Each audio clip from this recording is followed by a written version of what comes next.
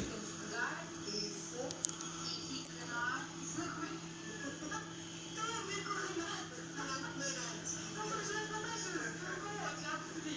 Isto. E também temos os mesmos, mas temos uma. Parece comestível, é tudo comestível. Certo. E também temos os outros nas caixinhas. Trouxe os bolos de mel e as broas. Por acaso não trouxe chocolate, porque vamos fazer uma parte de muitas broas e o espaço onde estou a trabalhar agora é pequeno. Para não haver contaminação.